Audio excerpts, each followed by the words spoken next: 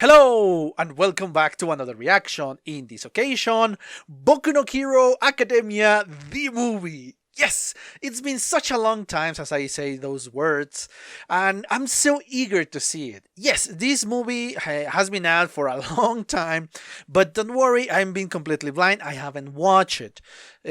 So yes, this is going to be a very interesting experience because this is the second time I react to an entire movie. The first time, obviously, was the Dofus movie, and this is going to be my second movie reacting to. I'm very excited because I want to see what is going on with the quality of animation in this one. Because yeah, I guess the movie had a bigger budget. Compared to the anime, because yes, it's a lot shorter, etc., etc. I'm not going to deal with a lot of the stuff that is going on here, and of course this helps me to I don't know, not get so anxious for the series fourth season, because yeah, we're so close. It's only August and September, because in October, I don't remember the exact date, but I know that it's in October, we're going to see this fourth season, second season, the fourth season of My Hero Academia.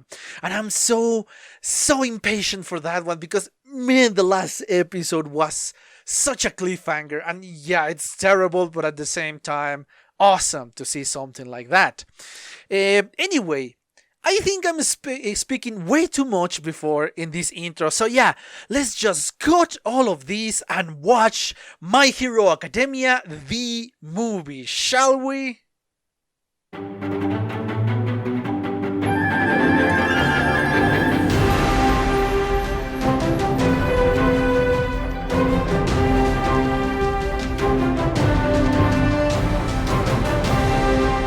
Okay, I'm back. I just watched a second time the movie of My Hero Academia. Oh, it was great! Such a great movie. The animation was neat, and I like this story. Again, I don't think this is kind of canon. At least, well, taking into account of what we know about this movie, that it took place between the end of the exams, I think it is, and just before the summer camp, if I'm not mistaken. Because yeah, the story after that is kind of following through all the animation. It's not just a gap of time that we don't know what is going on. No, actually, for everything that happened here, which happened like 2 or 3 days, I think it's just one day of the same night. Yeah, I think it's just one day. All that happens in this story is just in the course of 1 or 2 days. But yeah, it was kind of obvious that it was before summer camp, before the tragedy that happened, and when everything went, well, to hell just before, obviously, the fight between All Might and All for One. Yes, All for One? Yes, All for One. Sorry, I still kind of confused between a One for All and All for One. Anyway, so yes, this is obviously, and nobody mentions anything that happened here in the series. At least I don't remember that they mention what happened here. So yes, I don't know if this is canon. My guess is that it's not. It's just the movie is just its own story, so therefore it doesn't affect what is going on with the third season, and it's not going to affect what is going to happen with the fourth season. That's what I think. Anyway, obviously I'm not going to speak about the entire movie. I'm not going to be speaking about the movie for another 1 hour and a half trying to explain every single scene. But I'm just going to speak about the characters mostly, especially the new ones. Because yes, we kind of know the characters that we have followed. We have followed Deku, Midoriya, we have followed Uraraka, we have followed Todoroki, Bakugo, Kirishima, All Might, all of them. All of them. And they choose not to show every single character from 1A. I guess for story's sake that you kind of have them there close by, but not close to the action because they weren't invited to the main event. Because I guess everybody was invited by their own resources. For example, Yaoyorosu, thanks to his family being obscenely rich, and yeah, it kind of makes sense, alongside with Todoroki and with Ida, because yeah, those three are the richest kids in the school, or at least richest kid from class 1A. It makes sense for them to be invited. And I love the reasoning behind the invitation, Jiro and Raraka, just because Yaomomo didn't want to go alone. And obviously Deku was going to be invited because he's the successor of All Might. It makes complete sense. But obviously they invite everybody to the island, but not everybody to this gala. And the rest, I don't know, it will be a lot harder just to manage so many characters. Because yes, we know their personalities, but for the people who only watch the movie, it makes sense that you don't just throw every single character that you know into your movie. So we just focus on certain characters. And even we spread them out. We don't have them all together in one point in the end, because it will make a lot more sense. But yes, as I said before, the characters of Melissa, I love the character. I love her because yeah, she's quirkless, but she tried to change the perspective that she will save people indirectly by helping the heroes, by making devices so the heroes can improve their quirks, can use their quirks more efficiently. I don't know, but by helping heroes, she's indirectly helping the rest. Just as Dave, as his father. Unfortunately, Dave took a turn for the worse because he knew that All Might power was decreasing. But he didn't know the extreme, and he kind of had this plan, because yeah, this plan was set into motion way before All Might was in the island. So yes, he wanted to help All Might by faking an attack, faking the villains, faking everything. Unfortunately for him, everything became way too real. And my guess, his assistant, I think it was Sam, the name of the assistant, unfortunately, he knew that this was not going to be as fake. I think he was more in the know-how than Dave. And yes, in the end, obviously, the villain revealed all his plan, revealed everything, and Dave was shocked because, oh no, this is real. He never wanted to hurt anybody. He wanted to save people by saving All Might, or at least saving the power of All Might. And yes, in the end, he said, "Oh, I want to preserve the status quo, which is not something good. I need to trust the next generation a lot more." And yeah, his character development in the end, at the beginning I thought, yeah, they just want to take him because they want the richness of the technology from the vault, and he's just a bystander, an innocent citizen that, yeah, was caught in the crossfire. But no, this was part of his plan. But I like in the extra scene in the end, when the credits are almost over, that yes, apparently he's going to face consequences of his actions, which is something that yes, needs to be done. He put a lot of people in danger, a lot of heroes and citizens in danger because of his plan. And yeah, I like the fact that yes, perhaps we're not going to see the full consequences, but we're seeing the hint of consequences. Because yes, it will be too redundant in the end to just give you messages and all that. And yeah, the visual representation that we saw Melissa visiting her father in the end in the hospital bed, but with police and somebody always looking.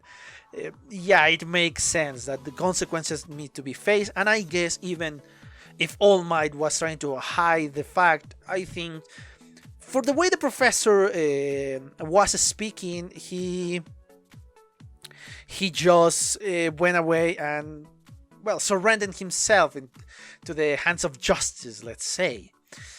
Now, Melissa. I love how Melissa is, yeah, the representation of the next generation of scientists, that they want to help the heroes to save the world, to save the people, and Melissa is the next one. And I love a scene in the end after they defeat this villain, the metal controlling villain. How we saw All Might, well, Toshinori in his form of Toshinori, and Dave very well hurt. And then we cut to the next generation, in this case, Melissa and Deku, the scientist that's going to help the people and the hero that is going to save directly the people. So yes, and yes, I love how Dave in the end even saw Midoriya just as All Might, the transition in the way he remembered the glory moments of All Might, and he's just seeing Deku in those glorious moments. Yes, I love this juxtaposition of image, and I love the fact that we're seeing the next generation. I love it, and I genuinely like this little portion. Melissa was a pretty straightforward character. Unfortunately, she has to suffer the revelation of his father, but she still loves her dad, sorry. And yeah, it makes sense for her to be destroyed, but she needs to accept the consequences, not for her, but for his dad. Now, the rest of the characters, obviously, we are not going to see a lot of the students. We didn't see, well, we see them briefly. We saw Tokoyami, we saw, oh god, well, we saw a lot of them. We saw Mina, we saw Tsuyu, we saw, I didn't remember to see Ojiro. Did we saw him or not? I don't recall. But we saw the rest, obviously. We saw all of them. But they did not participate. The one who participated was obviously Todoroki, Bakugo, Kirishima, and of course Yajirosu Ida, the rest. All of them kind of have a part into the rescue of the rest of the island. Because yes, it was the entire island that was the hostage. The one who did the list amazingly is Kaminari, because yes, he's not just 1.3 million bolts, 2 million bolts, but did nothing to the robots. The rest they did actually, again, Jiro kind of giving information to the heroes, Yajirosu with the cannon and the ammunition for the cannon, Ida with his receiver and just trying to destroy the robots. Hell, even Mineta, by helping them going up and up. Hell, yeah, the most useless one in the foreground, in the center of attention, was Kaminari, honestly. But yes, everybody play a role, an important role into the rescue, because without them, they could have been a lot more restricted in the, by advancing to the top of the tower. But obviously the stars were All Might, kind of his last glorious moment for All Might, just before the amazing battle between All for One and All Might. And of course Deku, because yeah, he's the protagonist and he has the same power of All Might, so they need to be in the center of attention. And my god, that last fight was unbelievably good. Yes, the high points, the low points, the high points again, the low points again. Everything was so dramatic and I love it. Yes, even if I had in the back of my mind the idea that yes, they are going to survive, they are going to be fine, they are going to be triumphant, still the action and the way it was constructed make it exciting. Because yes, you know that the rest of the third season is just after this. But still, it's amazing. Oh my god, the excitement I feel. This is something I haven't felt for a long time with this series. Obviously, I miss those high points of My Hero Academia, the shonen protagonist, and the amazing effects. Because yeah, that last fight, especially when you say Ron start to play in the background, say, oh my god, how everything is going down. That little moment was just magical. Oh my god, it was so much fun to watch. And again, the animation was great in the fight, and obviously the villain was defeated. We kind of make a connection between All for One and this villain, because yeah, he wants to destroy All Might. He couldn't be directly involved for obvious reasons, because yeah, why would he have been directly involved in this one, and then after that in the last battle of him and All Might. So yes, it's kind of the indirect villain, in the one who's manipulating everything and everybody so he can be triumphant in the end. Just kind of a brief mention of the multiple quirks. I don't think it's relevant to the plot, but okay. There are things obviously I disagree with this movie, like why they have to have all the students in the island. That doesn't make any sense, at least for me. Just leave them in the school and just give us the ones that are in the island, like they did the explanation, because they didn't give any explanation for the rest to be there. Honestly, they were not even necessary for the plot. The ones who were necessary obviously were Araka, Jiro, Momo. They have the justification just around Momo. Then of course Bakugo with Kirishima, we have those justification because yeah, he won the UA festival, kind of a reward. Todoroki has his justification because well, he's rich, he's the son of Endeavor, and obviously he was going to be there. Kaminari and Mineta because they actually get to work there, so yeah, that's their justification. Ida, again, his family is rich and he is the family of heroes, and obviously Deku because well, he was with All Might. It makes sense. It makes sense in the end. I just don't think that the rest were necessary to even mention. Just say, okay, they are not there in the island. They are back in UA because yeah, in the end you didn't use them. You didn't use the characters for the plot. So yeah, I think the rest are completely unnecessary. That is kind of a dent of the amazing movie that we just witnessed. There is another silly thing I want to speak about. Is obviously the hero Godzilla. Man, I wanted to see more about that hero. Come on. Oh, I wanted to see more about that. Hopefully, it's not going to be just constricted to restricted to the movie. Hopefully, we're going to see him more in the future. Because my God, I want to see more about him. I want to know more about him. Yeah, it's silly, but it's amazing. Come on, we need more Godzilla here. What else? I think I'm missing something. Obviously, Dave, yeah, this is something I did not mention, kind of knows how All Might quirk works. I kind of knows because he had seen him without his muscles, so he knows that his power up can decrease. But he doesn't know the secret behind that. He's passing that power to the next generation of heroes. So yes, that is kind of a secret of part of the secret. Perhaps the plot of this movie will be stopped if he knows, because there is going to be a next All Might. But perhaps not, because oh no, we need this All Might. Perhaps he's just so stubborn to maintaining the status quo, as he said in the end. I said, oh, I don't care. I'm going to design this for you. And you're going to be eternal All Might until your successor is ready, at least. So perhaps, yeah, even the plot wouldn't have changed that much. And yes, I love the fact that All Might tried to protect everybody. But still, oh boy. Yeah, I don't think All Might will have been very successful because my guess, even if you know the secret or not, you could be the target for All for One, because they just wanted to destroy you in every single way. So I guess I disagree with that statement, but okay. Again, it's just hints of the amazing movie that we just watched.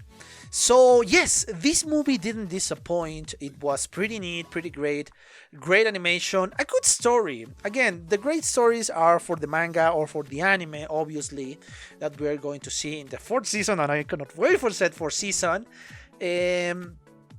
But this was a great movie. I really like it, and I think I'm going to be watching it a lot more. But I think I exhausted the topic of this episode. I hope you enjoy it. And yes, I was not going to ramble every single scene. I will still be speaking about that. Anyway, as I was saying, I hope you enjoy it. And I have nothing else to say, but thank you for your attention and see you on the next one. Bye! Okay guys, I hope you enjoyed that video, and if you did, give it a like, so the algorithm from YouTube will help me out. And check my other videos, share them, and also why not subscribe to my channel and join this community. And as always, I want to thank you for your attention, your likes, and even your dislikes, your comments, which is something I always look forward to read. And yeah, once more, thanks and see you on the next one.